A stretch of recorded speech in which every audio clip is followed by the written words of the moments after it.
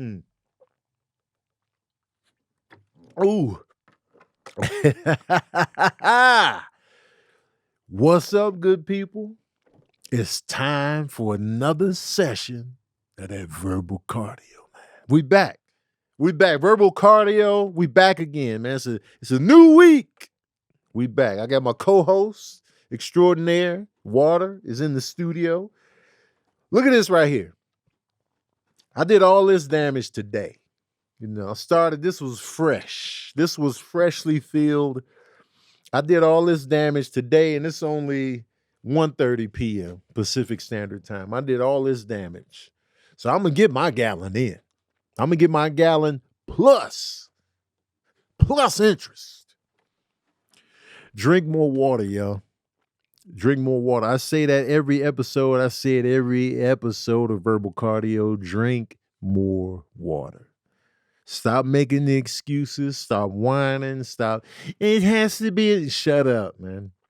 None of your excuses are valid unless you come from a country that doesn't even have running water, or unless you live in Flint, Michigan, or Jackson, Mississippi, where the water is actually fucked. Other than that, I don't want to hear shit. Drink more water, man. Make it a priority. I don't want to hear about that. I'm going to be peeing a lot. So what? You're cleansing your body. If you're peeing a lot, it's a lot of filtration going on. Let the filtration happen and hush. Those are words to live by right there. Just pee it out and hush. It's the processes, man. You're cleaning your body out. Let that water flow up out of you, man. And hush. Being the key word. Hush. Sick of y'all making these excuses. All right, I'm turning the live off on IG. If you want to see the rest of this episode recorded live, join my Patreon. If you don't want to join my Patreon, that's fine too. But if you do, you can click the link in my IG bio and join. If you don't want to join, you can watch this episode on Wednesday. New episodes of Verbal Cardio drop every Wednesday, or you can listen in wherever you get your podcast. Verbal Cardio will be there. I'm out. I'm not out on the show. Y'all know what I mean. I want to say this, and I didn't get to this on verbal daddy issues because we were just rapid fire with the talking over each other. We talked over each other a lot this episode. I didn't like that. That's why I got quiet. There was a lot of just over talking. Everybody wanted to get in double dutch, so I kind of hushed. I don't like over talking. But I wanted to say this. Shout out to Craig Wayans and his family. You know, we didn't get a chance to touch on this during daddy issues, but Craig missed today because it just had a huge loss in the Wayans family. Howell Wayans, the creator of everything you've seen from the Wayans family in entertainment, is due to that man. Everything that you have seen from the Wayans is due to that man. In Living Color, I'm Gonna Get You Sucker, Mo Money, The Last Boy Scout, the Wayans brothers, everything that they've done. Little Man, Don't Be a Menace. The list goes on. My Wife and Kids, they owe it to that man, Howell Wayans, man. He had 10 children, and then those children had mad children, and the legacy continues on, and he passed away at the age of 86, I believe. Hopefully it's either 86 or 84. I don't want to get the age wrong, but huge loss to the family. He will now join his wife in the next phase of existence. But shout out to the whole Wayans family, family and friends, and everybody touched by that man. And if you listening to my podcast, Pop Wayans, wherever you may be, I don't think you're listening to this, but if you are, thank you, sir, for your contribution. I appreciate you. Appreciate your kids. I appreciate your kids and your great grandchildren and your grandchildren and all that, man. We love that you was such a strong, proud, good father, and you raised them kids right, man. Raising 10 kids in New York in the projects, man, come on, man. You did your thing. You did your thing, man. Shout out to Craig and his family, man. Condolences.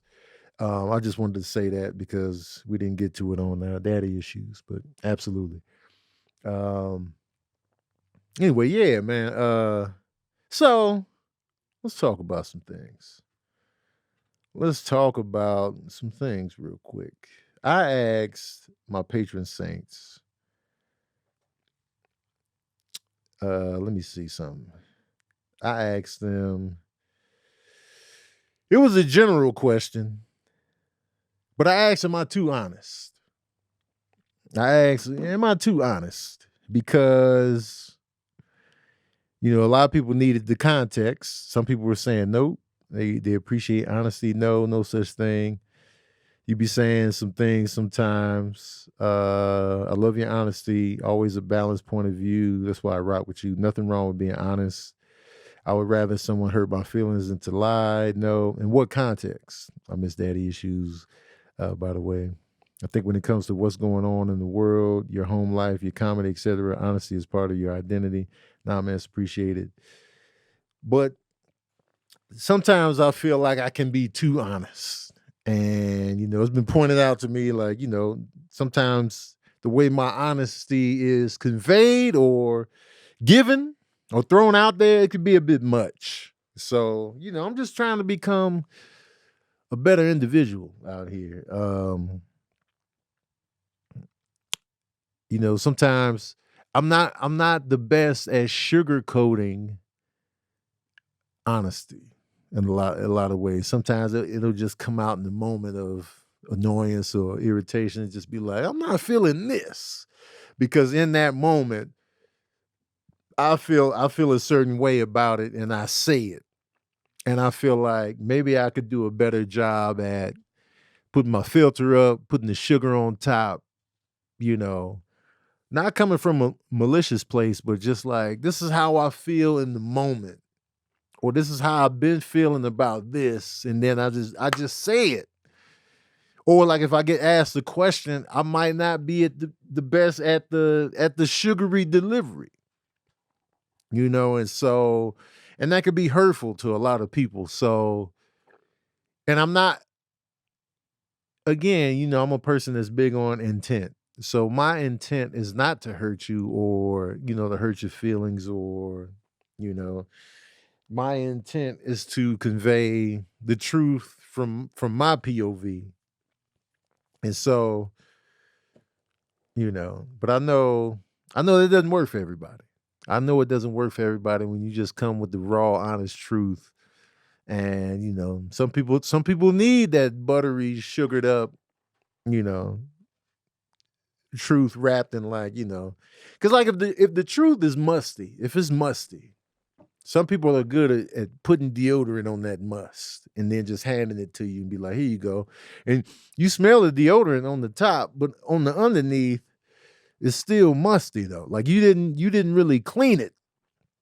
You didn't really get the full clean going. You just putting deodorant on top of the must.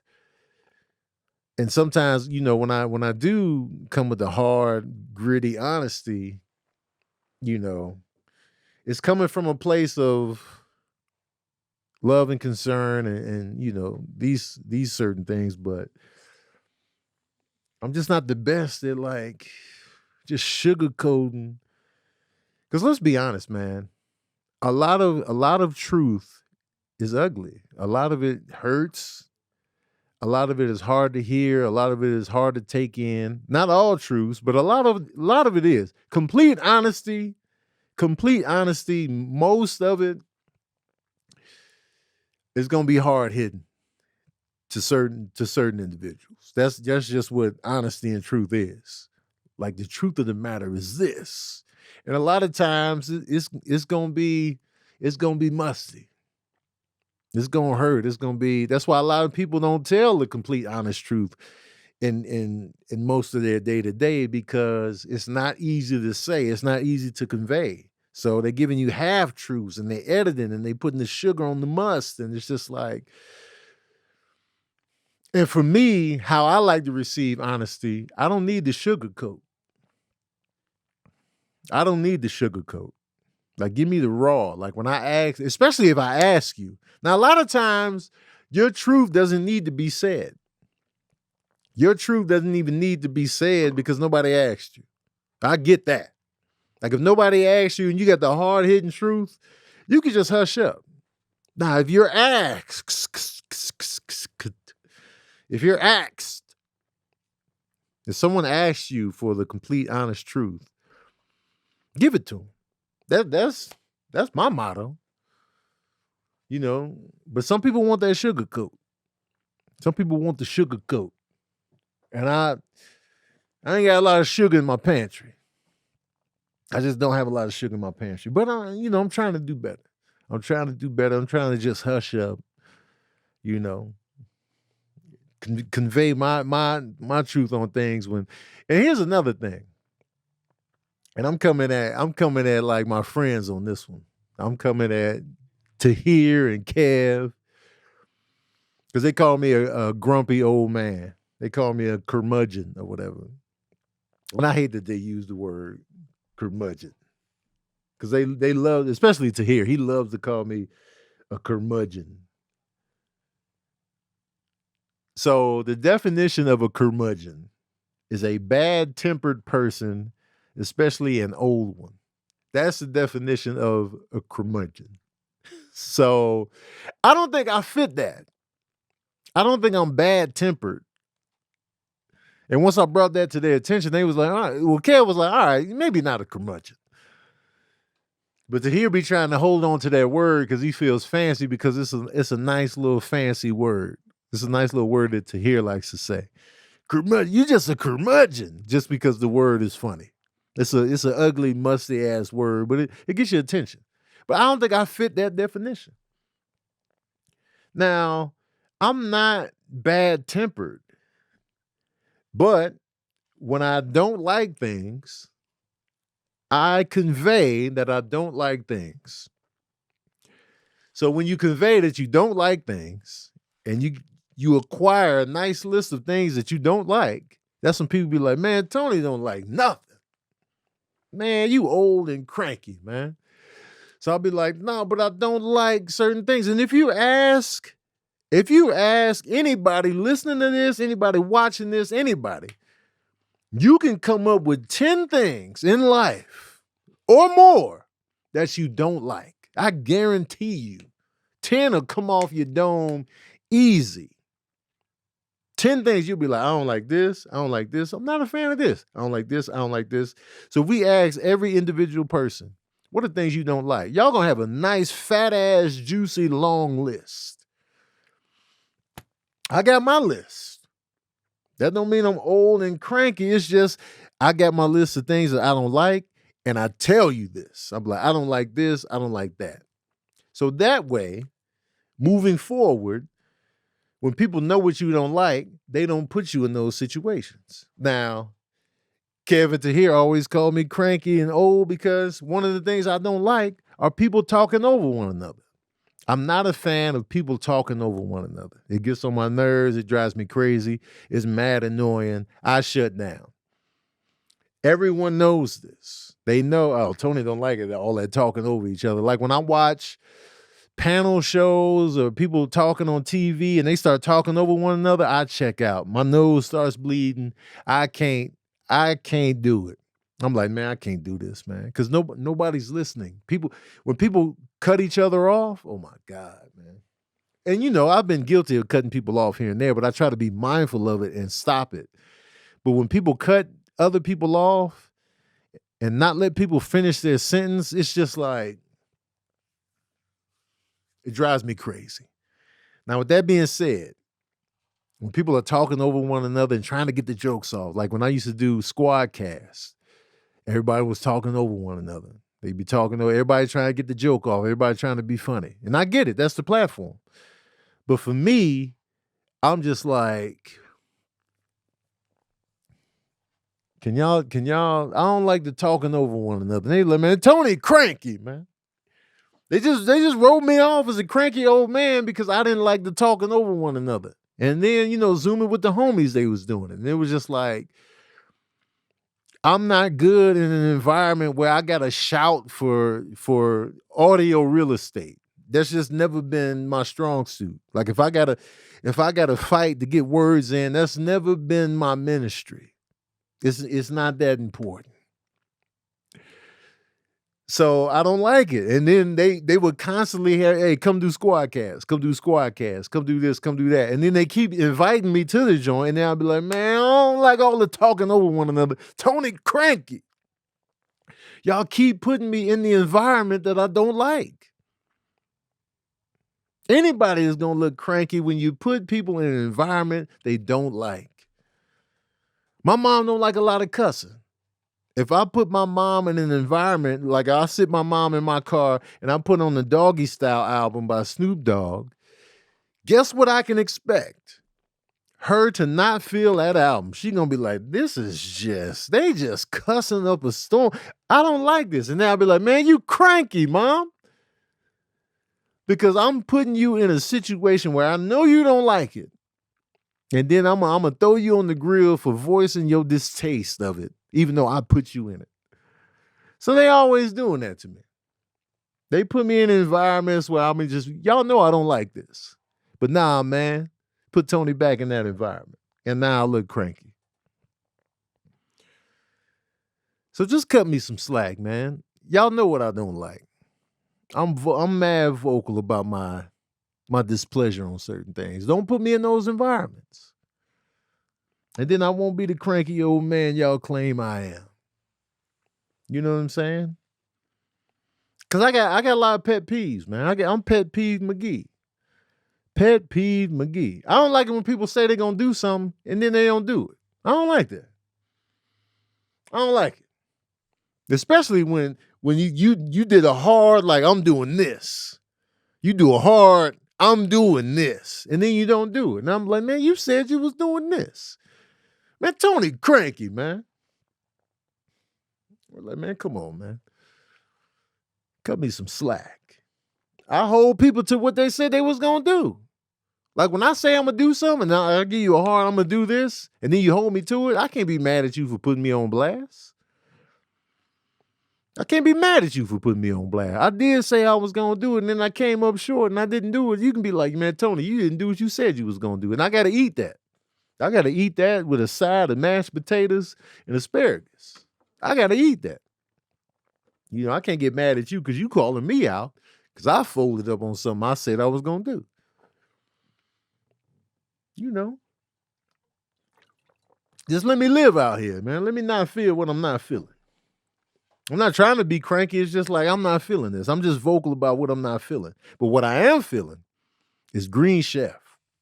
Green Chef is a good-ass time. Green Chef, let me tell you something about Green Chef. Green Chef is a CCOF certified meal kit company. Green Chef makes eating well easy with plans to fit every lifestyle, whether you're keto, paleo, vegan, vegetarian, gluten-free, or just looking to eat more balanced meals. Green Chef offers a range of recipes to suit your preferences. Green Chef is here for you. What I like about Green Chef is that they got the vegan options for your boy.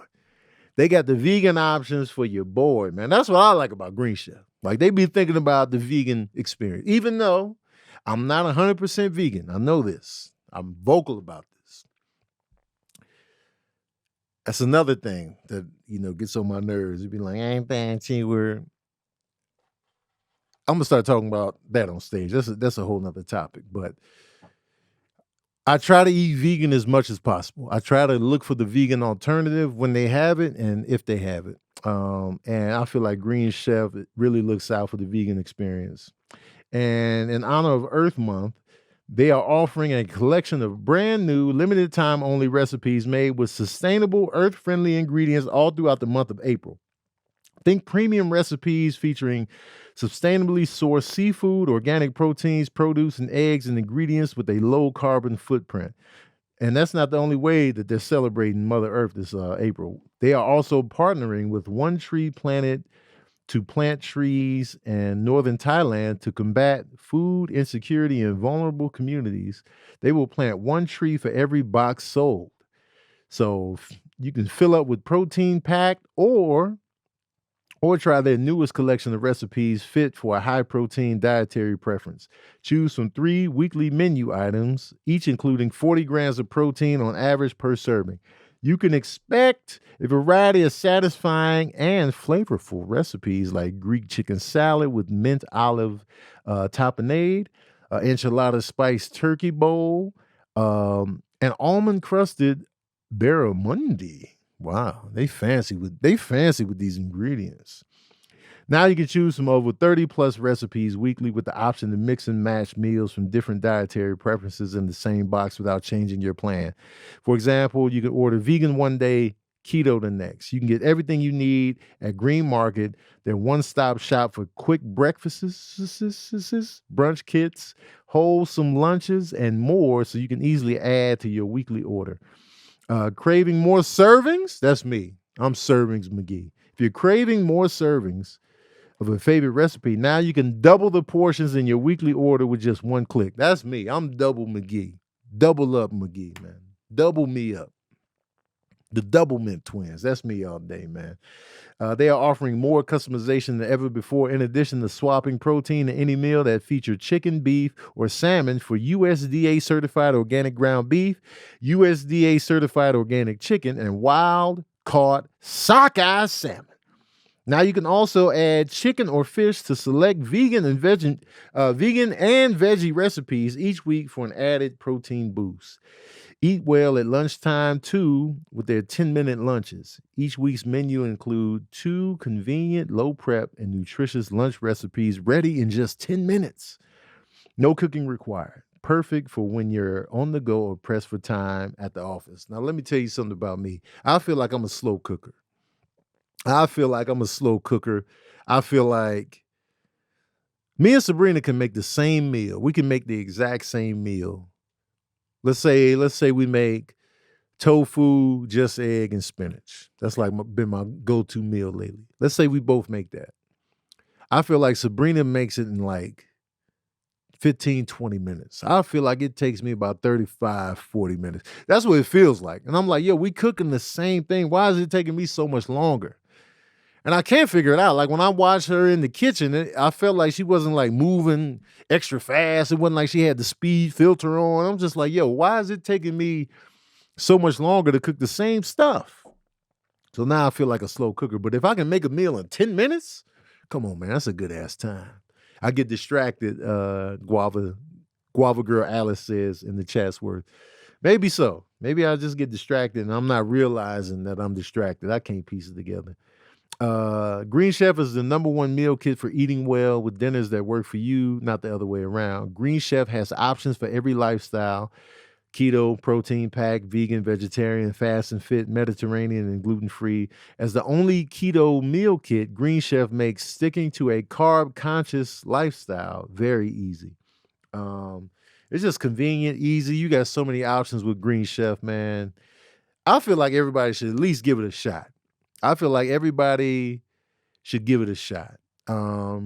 Just give Green Chef a shot. They got so many different options for how you're living your life and what you want to eat. Just give them a week and see what's up. See what you like. See how you felt about it. Because I guarantee you there are some days where you just ain't got the time. And I feel like Green Chef is there for you with a quick meal option and like a dietary option that you can rock with. So go to greenchef.com/verbal60 and use the code verbal60 to get 60% off plus free shipping. That's 60% off. So go to greenchef.com/verbal60 and use the code verbal60 for 60% off plus free shipping. Not only are you getting more than half off, you're getting free shipping. Use that code verbal60. Use the code verbal60. Make me look good. Make me look good by using that code, man. So yeah, man, get in on this. Get in on that Green Chef, man. I'll do you right. Trust me on this one. Just give it a shot, man. And report back to me on what your favorite Green Chef meal was. Let me know. Let me know how you felt after you ate it, man. If it came through in the clutch. I got my Chatsworth in here, man. My patron saints are in here, man. Thanks for everybody for pulling up, man. We got good numbers in here today. If y'all have any questions for me, ask me in the Chatsworth, and I can tackle some. Hey, Scotty asked, Tony, do you plan on going to any rap or R&B concerts this year? I don't have them planned, but I'm not against that either. I feel like the last concert I went to, damn, what was the last concert I went to? Was it the Nas one? Oh yeah, right. Nas and Wu-Tang. Yeah. That was the last one. Good looking out, Amir, man, on the ones and twos. It was Wu-Tang and Nas. That was the last concert. Concert was great, by the way. It was fire. That was my first time at the Hollywood Bowl. The Hollywood Bowl is a dope venue. Cause for one, it's outside, so I didn't feel claustrophobic. And it just looked dope visually. Like you can look up and see like the rows of people going up high. And then I was like, yo, I need to come here more often. I was thinking about going to see Jill Scott this summer, also at the Hollywood Bowl. I was thinking about going to that. So that might be a target for me, Jill Scott. I think J. Cole just had a show recently. He did a festival this past weekend. Okay, that's probably what it was. He performed too, right? Yeah. Because I've been seeing like footage of J. Cole. And I think Josh was there too, taking photos. Yeah. And I was like, man, it looked fire. It's just that I can't do festivals, bro. It's too many people. It's a lot. They did a video. They did like a shot, and you can see like the crowd. Bro, There's people for like it's ridiculous. Yeah, because the festivals they got like Ferris wheels. It's a whole experience. Right. It's like Coachella, but on like a smaller scale. But I think they had like 50,000 people or something like that. Jesus. It's like, bro, I can't do that many people. Yeah, I want to actually like. I feel like that's the best way if you want to see a lot of people. But I really want to be able to experience like being able to see the person perform. Yeah. I don't want to have to be like, I was there, I heard it, but I saw it like on the screen because I wasn't that close. So I get it, but yeah. I'm sure it's a lot, man. But yeah. I remember when my distaste of crowds kicked in. I can pinpoint my origin story so clearly. I was a kid and I was taken to the Taste of Chicago. And I went with my boy Robert, and his dad took us. When I tell y'all, I hated every molecule of this day. To this day, this is one of the worst days for me. Like, it was so many people out there at the Taste of Chicago. It was just epic. And I'm a kid. They call me cranky. Tony's an old man. I was a kid and didn't like this shit. What do you call a kid that don't like this shit? Is he a cranky old man? No, he just don't like crowds. And I was like, yo, this is the worst shit I've ever been to. And it was so hard to get food. Robert's dad didn't have money like that, so we only had like a couple of tickets. And every line that you waited in to get the food, to get the taste of Chicago, they would just give you like a little ass sample. And then the lines were incredibly long. It was hot. It was the summertime. I was like, yo, man, I don't like crowds. It was in that moment where I was just like, you know what, fuck crowds and everything they stand for. Like I got a cap on crowds that I can take. And like once it's too crowded, man, my nerves are shot. Sometimes when you ever get caught up in the midst of a crowd and you kind of just shut down because there's nothing you can really do. Like you just caught up and you just like, I'll be having those moments where I just leave my body and I'm just like dead inside. Yeah, true claustrophobia. Man, it's just like. I've had that experience once. Man. And I couldn't have been that old. Was I like maybe 13, 14? It was New Year's Eve in Atlanta. Yeah. And my mom decided to, I don't know, they wanted to go to the mall for whatever reason. Yeah. And oh my God. The mall was that packed? Bro. Because Atlanta has like, they do the little ball drop thing sometimes. Not the ball, they drop the peach in downtown. So I was at New Year's? Yeah, New Year's Eve. Oh wow. I went with my mom to Lenox with my aunt. They were like, a family was in town or whatever. And I just remember like every time we would go in the store, I would feel a lot better. But I'd step out into the actual area where everybody's walking through, and I would just be sweating. Like I'm hot, I'm sweating. And I was like, Mom, come on, man. It's too many people in the mall today. Like it's genuinely, this is the most overwhelmed I felt ever. Like, I was like, I'm truly claustrophobic. Like this confirms it for sure. Come on, man. And I remember Another time I was in like a massive crowd. I was in the Philippines and they had the Sinulog festival that they do every year. It was so many people out there. It was just a huge festival. And I was just like, yo, it's too many goddamn people out here. But I was in the Philippines. It was a new experience. The festival, the costumes, it was fantastic. Like I had never seen anything like this. And of course, you know, it's my first time in the Philippines, in Cebu City, and I'm just taking it all in. So I'm just trying to get over my own issues with big crowds and just taking in the culture and the environment. And I was just like, I was overwhelmed, but at the same time, I was able to calm myself. And I was tall. I was in the Philippines, so I was hovering over everybody in the crowd. So that gave me airspace up top to just be like, all right, okay. I could just be like, all right. I think somebody took my phone. It was just, but that was an amazing day for me. Like I got some great footage on my iPhone, but then my iPhone turned up missing. But that was one day where it was just like, it was a horrible, crowded experience, but also one of my favorite life experiences as well. Especially when I found like pockets of like sanctuary where I was able to observe the crowd, look at what was going on, and still have my own little space right there. But hell no. But like concerts where it's just like where you stand on the bottom of the floor over there by the stage, hell no, man. I'm off to the side. Because I did go see Kendrick last year as well. And I had a nice little seat off to the side. Really where I like to sit during the NBA games.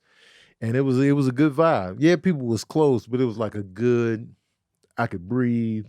Yeah. It was a good location. I can't do that. People just standing around pushing stuff. Hell no. I need an area and only a specific amount of people can be down here. Yeah. Like that's why I can't do festivals. I can't do Coachellas. I can't, and people just be pushing and stampeding. And I'm small, bro. If I fall, I'm done, bro. Just go ahead and wrap me up. You getting stomped out easily. You getting stomped as soon as you hit that ground, man. Stomp him out easily. That's what a lot of rappers I just won't go see. I just can't. Like if y'all just every time y'all perform y'all at a festival, I just won't ever see y'all. Like yeah. And the ticket prices just got crazy. It's wild. And Coachella, there's nothing appealing about Coachella to me. You mean out in the desert? Nah, man. I'm good. That's the only area they can allow that many people to even be at. I'm good, man. We in the middle of the desert? Nope. Hell no. Nana P asks, if you found out one of your comedy friends tried getting with Sabrina, would you say something to them or just a side eye? You know what's funny? Do you feel like friends should stay away from friends' exes? You know what's funny? It's already happened in a sense. So I kind of expect it.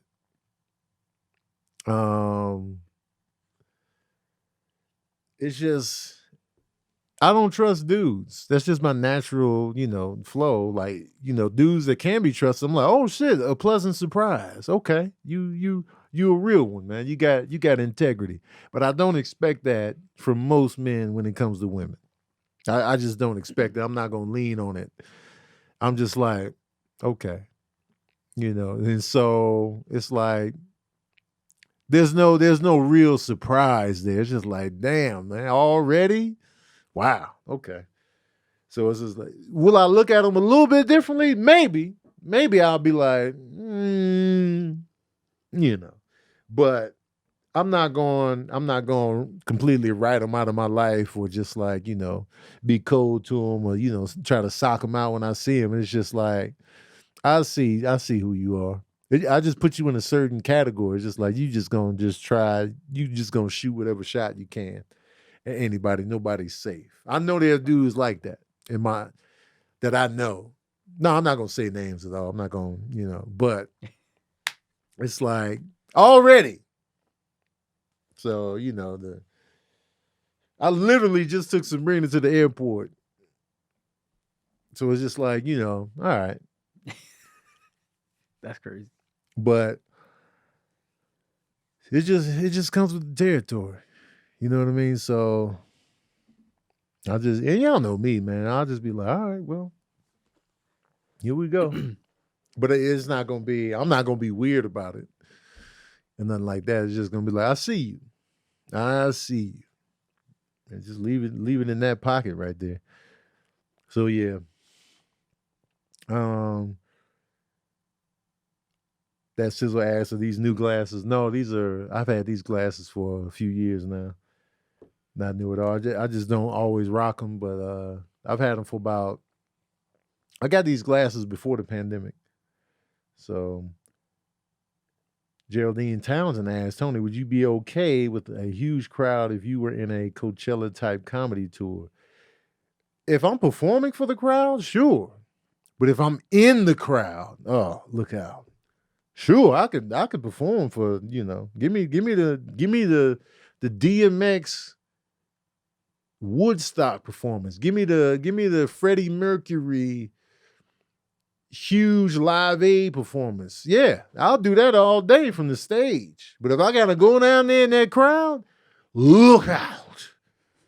Watch out, man. Brando Demando asks, as a kid, did y'all take trips to St. Louis, or is that just a STL thing? No, I never went to St. Louis as a kid. Never went. Never went to St. Louis until like years later, when I think the first time I went to St. Louis is when we would drive up from New Mexico to go to Chicago. And I feel like, oh, St. Louis. Like that was the first time. Like we never went down there. And that's I'm not taking shots at St. Louis at all. It was just, we just never went. And growing up, we wasn't the most well-traveled family. Growing up, we wasn't the most well-traveled. We went to Grand Rapids. We went to Gurney to go to Great America. We went to maybe Wisconsin. That's it. That's it. We just wasn't traveling like that. Like, I didn't go anywhere outside of Michigan and Wisconsin my whole time in Chicago. I remember our 8th grade trip. We went to Springfield, Illinois. So that was like a big deal. Like, oh, Springfield, Illinois, man. We're going somewhere. Let me tell y'all how close that is. Springfield, Illinois to Chicago. And this was like me going somewhere.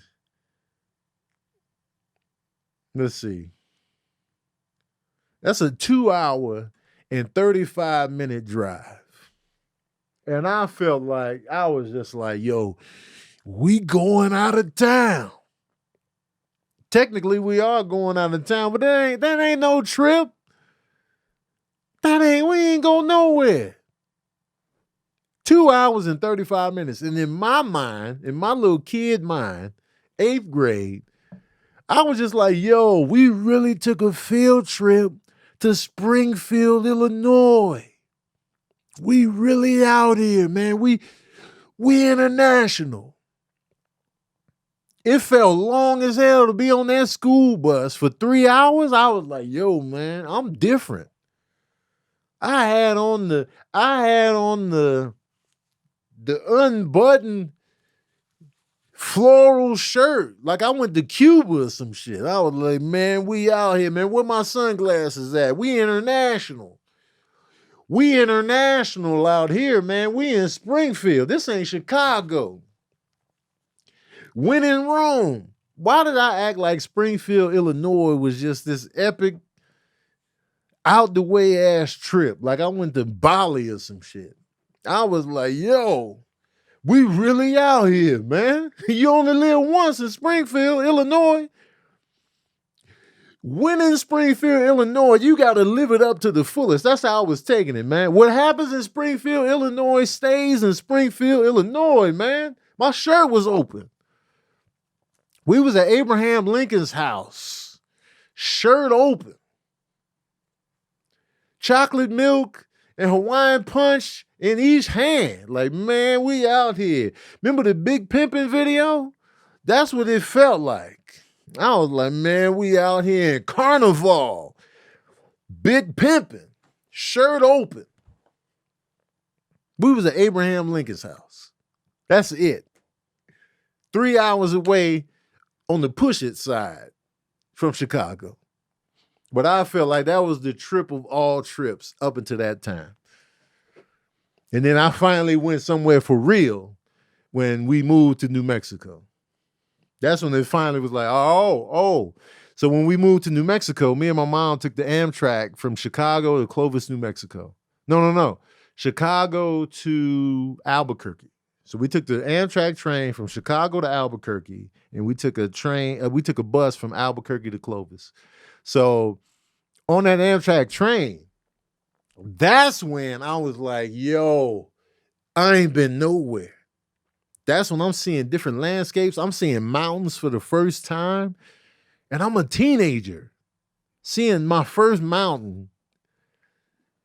I'm in high school seeing my first mountain like, yo, mountains really exist.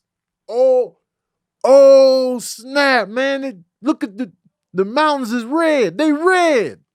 There's red dirt out here, man. Red dirt. Ma, look at this. Ma, it's red dirt. You don't realize how flat the Midwest is until you go. And so growing up in Chicago, it was like everything was flat, no mountains, red dirt. In Illinois, man, look out. And so that's when I feel like, okay, so the U.S. is different. That's when I felt like a traveler then. But man, that 8th grade Springfield trip, big pimpin', spinning cheese. Big pimpin'. You remember that one shot where it was just like Jay-Z and a crowd of people? It was like an epic visual. And I was just like, yo, this video is crazy.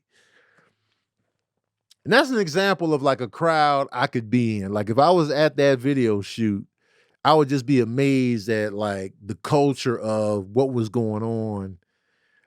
I could handle that crowd. I'd be like, yo, this shit is crazy, man. They really out here. Mind you, the women look amazing in those ensembles where they have the half naked joint and they got the huge feather bag. That's amazing to see. So of course I'm gonna be like, I can take the crowd to look at this. But man, So back to the original question. Nah, I never went to St. Louis. Shout out to St. Louis, though. I'm a fan of St. Louis as a city. But I just didn't get around to going to St. Louis for real, until I was a grown man on comedy tours and stuff like that. So, but shout out to St. Louis. I rock with y'all, man. Shout out to here, who's from East St. Louis. It calls me a curmudgeon. Sick of him and Kev, man. I'm making a stand. What else y'all asking in here? I'm gonna do one more question and then I'm gonna go to some topics I want to touch on. Damn it, I just lost the question. Oh. Wait a minute, hold on a second. Terrence C asks, is the comedy dating scene similar to the athlete dating scene where people date a lot of the same people? Absolutely.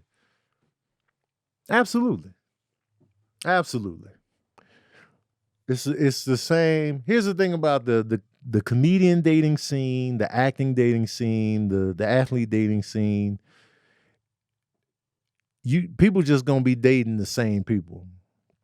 It just is what it is. It's like that with any profession. Like coworkers date each other all the time. So I mean, it's just gonna happen with professional sports. So like, acting and stuff like that. When you look at how many actors date other actors, it's always a lot. They always got a list. This actor dated such and such. I'll be watching like videos on how certain celebrities live and how, stuff like that. And then when they go through their whole life story, you see how many actors they dated. They would link to this person and that person. I was watching one on Julia Roberts and I was like, yo, she dated him and him and him. It's just like, it just comes with the territory. It's like, you're just going to date who's in your community. And so, when comedians are working with the same people, they're around the same people, of course, People just gonna be dating in that same community. It's just hard to avoid that. Like, cause you date who you're around a lot of the time. It's like, all right, you know what I'm saying? We're in the same environment until you set a hard rule where I'm not dating comedians. And usually women say that after they've dated a couple of comedians. So it's like it's gonna happen. So it looks like, man, it looks messy over there, but co-workers are always gonna date. Co-workers are always gonna date. Unless they come in and like they faithfully married already when they come into that environment and they stay true, then you got anomalies where they never dated anybody in that work environment. You never shit where you eat. Some people really stay true to that, but a lot of people don't. A lot of people don't care. A lot of people just date who you're around. I was like proximity plays. It's like classmates. It's like, you know, when you go to school, like you date your classmates. You know, you just right there, you seeing people, you getting to know them, you start liking people. That's just natural. And you getting to know one another, you're hanging out, you're always around them, you're getting used to them, you got jokes, you're doing this, you're doing that, and then pretty soon you're like, man, let me get him a shot. So it just happens all the time.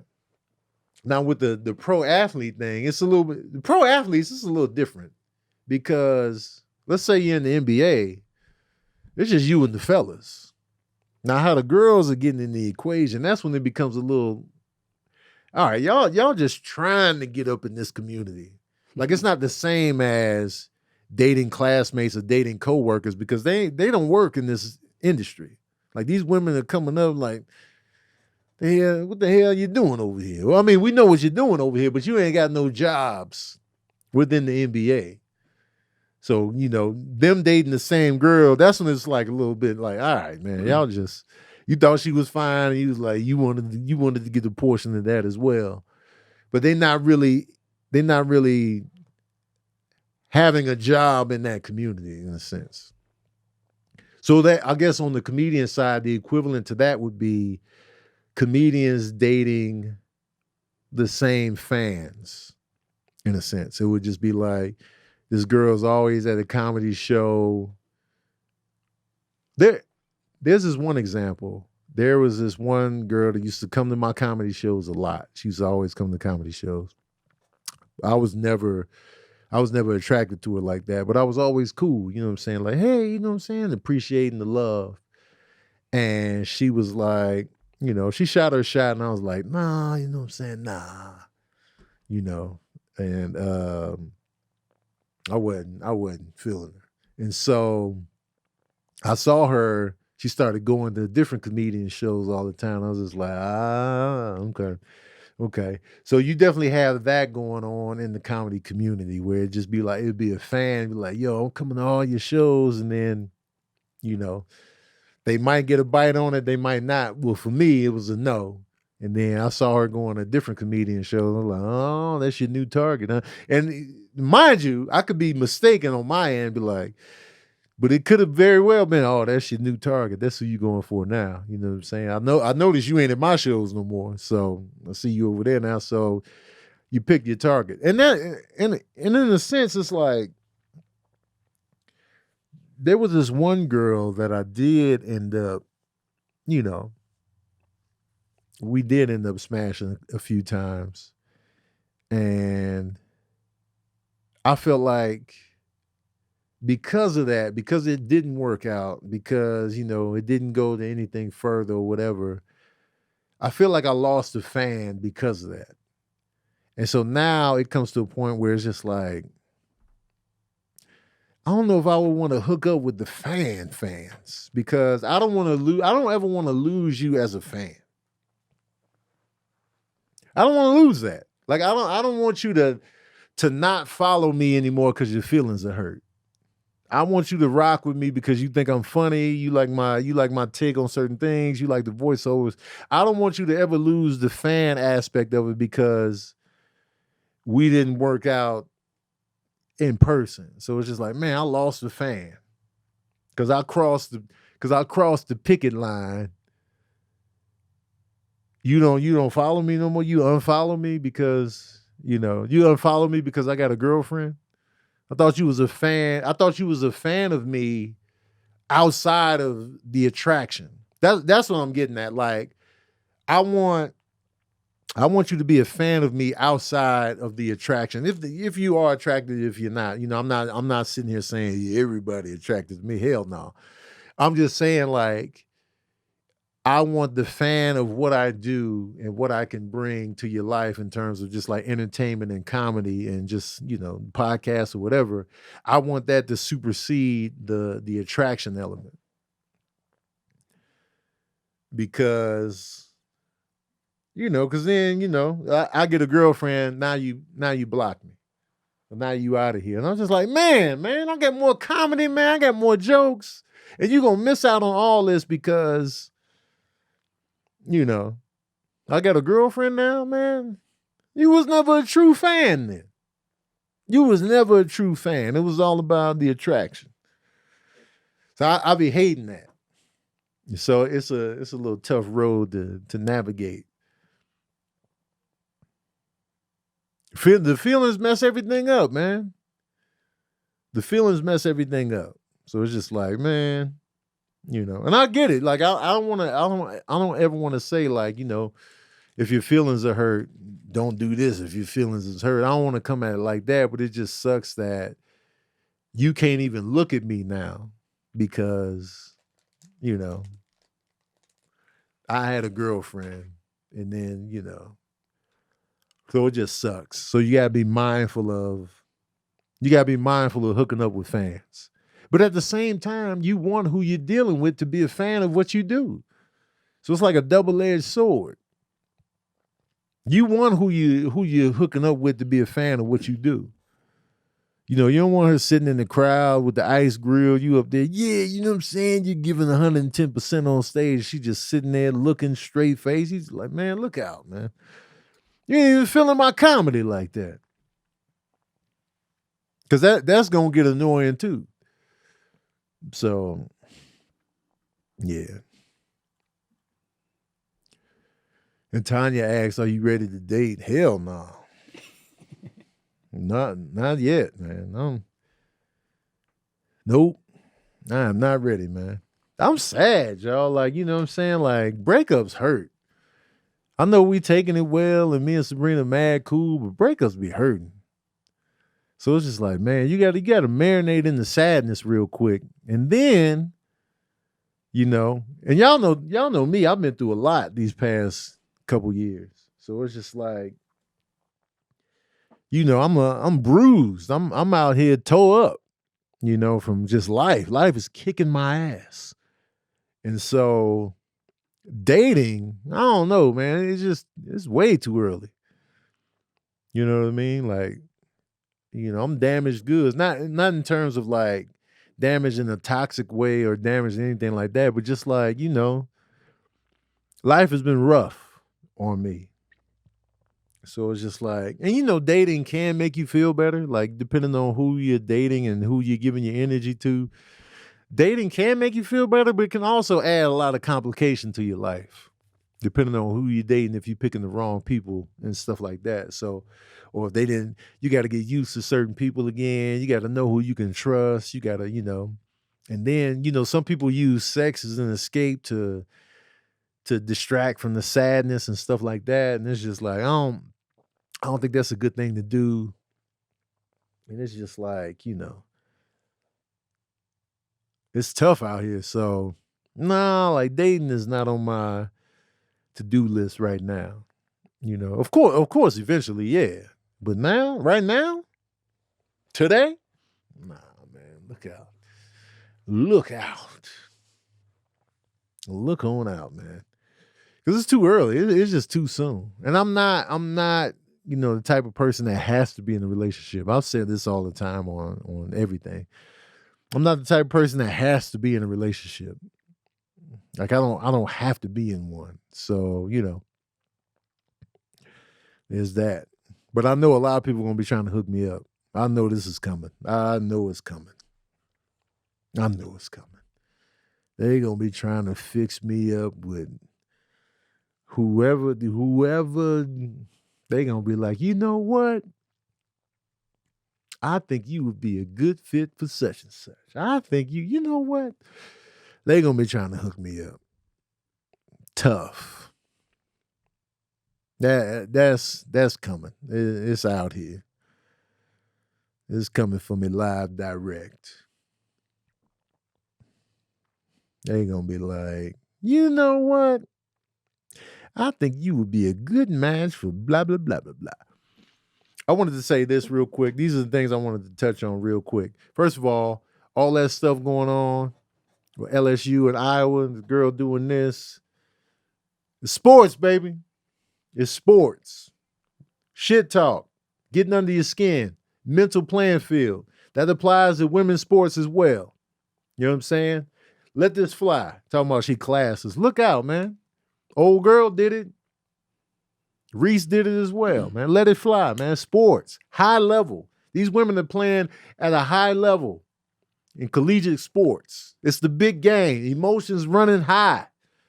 Let these players talk that shit and hush. Classlessness. When we on the court in the heat of battle, everybody ain't got to be classy. No hands was put on nobody. Wasn't nobody punched in the face. Wasn't no refs or coaches disrespected. It was just in the heat of the battle. I'm gonna throw this back at you. Let that ride. Ain't no classlessness, man. Look out. And keep that same energy. We're gonna be classless on one end, keep that same energy on the other. And let sports trash talk happen, man. It's part of the game. You want people more interested in women's basketball? This is how. Let us see them talking that shit on the court. Then we're going to be like, yo, you see that WNBA game? Boy, they was talking cash shit. Let it happen, man. Don't nobody want to see no stiff-ass class. Don't nobody want to see, yes, sportsman-like conduct. Man, look out, man. Sportsman-like conduct is fantastic, but it's boring. And that's not going to get eyeballs on the sport. Oh, the class, the sportsmanship, the sportswomanship was on full display. And ain't nobody going to tune in. Now we care. A rivalry has been created, man. Come on. Sick of y'all out here, man. Double standard asses. I've been seeing old pictures of Black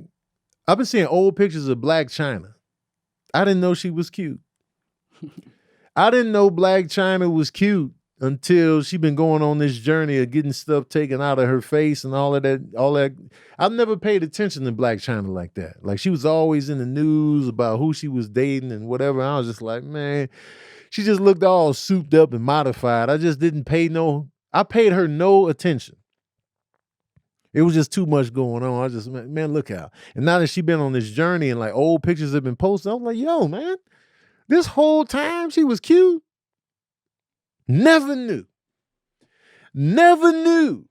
Until now, I was just like, yo, she was pretty out here, man. Look out. Who knew?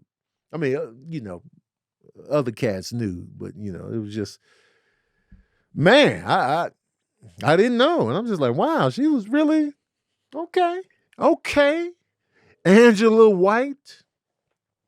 But it was just, some people be so modified and remixed that I just start to look through them. I'll just be like, some people be getting too much work done to where it's just ridiculous. And then I don't even see like a real person anymore. It's hard.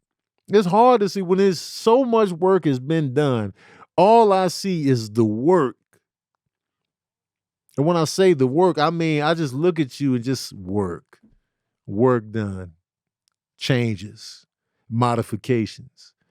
When I look at you and can't really, I gotta focus in on seeing you as a human being. That means you had too much work done to where I'm distracted by the work. To where it's just like work, modification, fillers, Botox, new lips, weird eyebrows, you know what I'm saying? So it becomes distracting because you got so much modification done. It's just like, man, come on, man. There's too much going on. There's some work that looks great. Don't get me wrong. Body-wise. But sometimes I just be like, work. Bad work. Also wanted to say that Popeyes got these strawberry biscuits that I want to dabble in on. I'm a big fan of Popeyes biscuits. I'm mad that they made some strawberry biscuits. I think they out to get me. I think they know that I'm trying to do right out here. That I got some certain body goals that I want to attain, and I feel like Popeyes is like, yo, Tony really out here just trying to get his life in order, and I think we should sabotage that shit. Put the strawberries in the biscuits. What, strawberries in the biscuit? Yeah, Tony would love that shit. If you don't do strawberries in the biscuit, do blueberries in the biscuit. Tony would love that shit. We'll get his ass sooner or later. Because Tony been out here avoiding us as Popeye's chicken. Tony been out here. He live close to a Popeye's chicken, but he don't never come in here. You know why? Because we ain't got strawberries in them goddamn biscuits. Put the strawberries in the biscuit. But don't he like the regular biscuits? He do like the regular biscuits, and he is a biscuit head. Everybody knows this. But I feel like we just need that extra element because he trying to do right in life. He trying to get his life together. He trying not to go overboard on the biscuits. We right here with the biscuits. And people call our biscuits dry, but it's a good dry. It's a good dry, man. Like the Popeyes biscuits, that's a good dry. If you got something to wash it down with, you're gonna have a good ass time. Now, if you eat these biscuits raw, then you might suffocate. But if you got that little beverage, that little moisture, you can add in on the back end, then we got your ass. If we can get Tony, man, we just need to get his ass back up in there. But how we gonna get him, man? We had the dirty rice. He been resisting the dirty rice the whole time. Yeah, but you know what I'm saying? Put the strawberries in the biscuits. Strawberries in the biscuits? Why not the blueberries? Just try the strawberries. He was just over there in Oxnard, California. He was buying strawberries off the side of the road. And, you know, he loves strawberry ice cream. Man, just get the strawberries and put those in the biscuits. Man, trust me on this one. I don't know, man. Just stop arguing with me and get the strawberries in the goddamn biscuits. And put the icing on the top for good measure.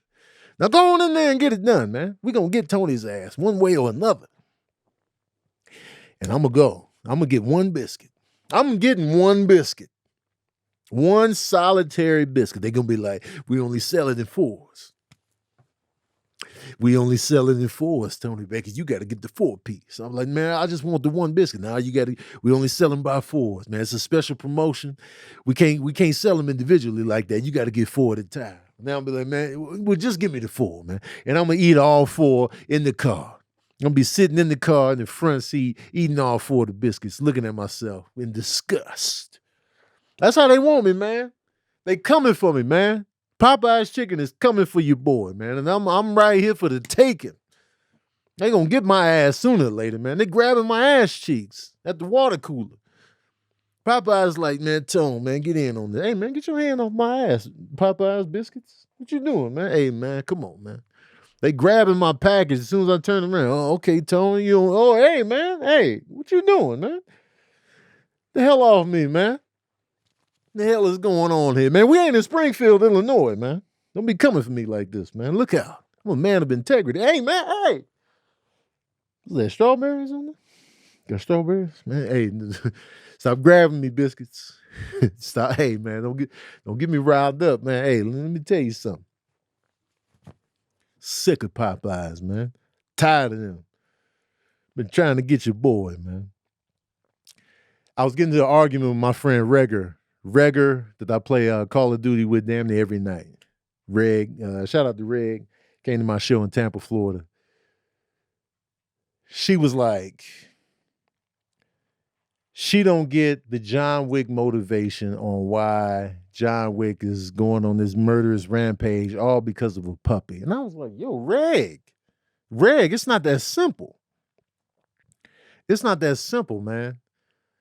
John Wick's recently deceased wife set that up for him to receive the puppy after she passed. There's a special meaning on this puppy. This ain't just some run-of-the-mill puppy that he just grabbed from the man. This has emotional significance from the only woman he's ever loved. His wife gave him that puppy as a dying gift. Come on, man. That's huge. And I respect the fact that that's John Wick's origin story within the storyline of this whole franchise. It's not just they killed his wife, so he's coming back for revenge. We've seen that movie 87,000 times already.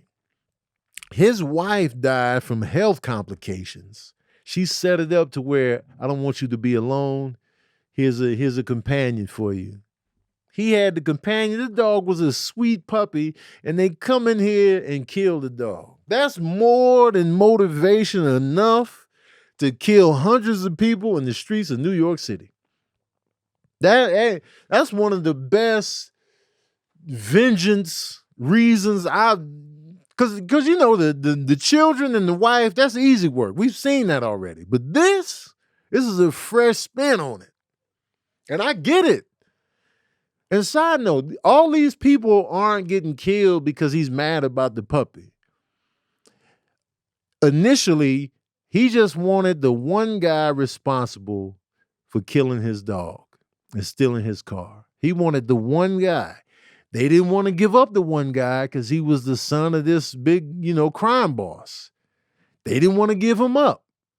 And so John Wick is like, well, I'm coming to get him regardless. So you can either hand him over or I'm going to just kill everybody around him until I get to him. And that's why the bodies keep piling up, because they foolishly keep sending people to kill John Wick, and John Wick ends up killing them. It's a vicious snowball effect cycle. John Wick didn't want this. He was out. He didn't want this. And they just keep fucking with this man.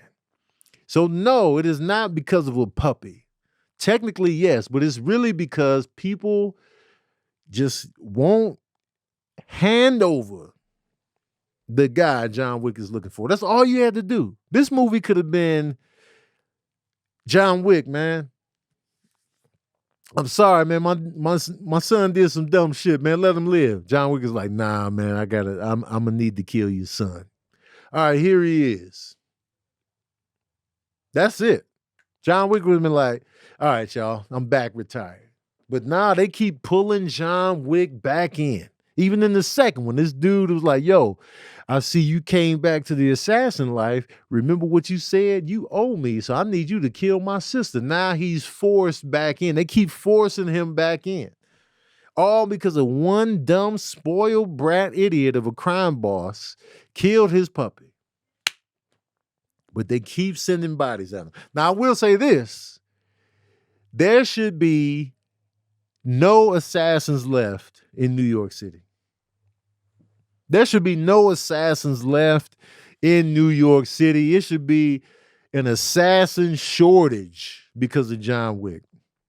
There's so many people killed in these movies, man. They shouldn't have nobody left. Nobody should be left out here on these assassin streets. At this point, everybody, they be dying. There'd be countless bodies dropped. 4 films.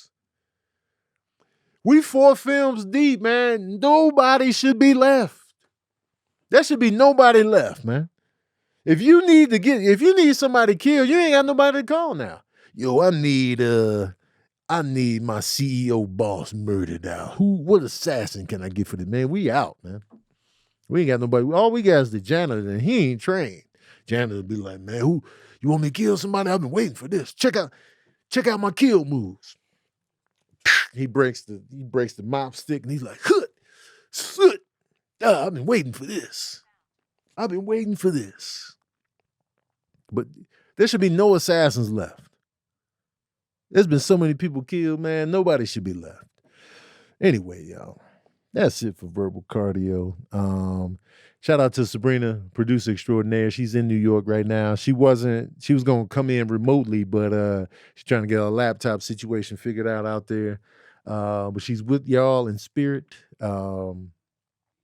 Let me know in the Patreon comment section. Let me know which areas y'all want clipped of this episode. Like what topics y'all want clipped in this episode, and we'll clip them. I know y'all wanted the strawberry biscuit clipped. I'm going to probably clip the John Wick. Maybe the trip to Springfield. We clipping that. You know what I'm saying? So let me know what areas y'all want clipped. And let me know in the Patreon comment section. That way, because, this YouTube be disappearing. So let me know. Let me know. Shout out to the patron saints in here. Y'all was deep today, and I appreciate it. I love y'all passionately in the shower, as you already know. Shout out to Amir on the ones and twos. And don't forget to drink your water tonight. Cue up that water, man. And thank you for tuning into another session of that verbal cardio.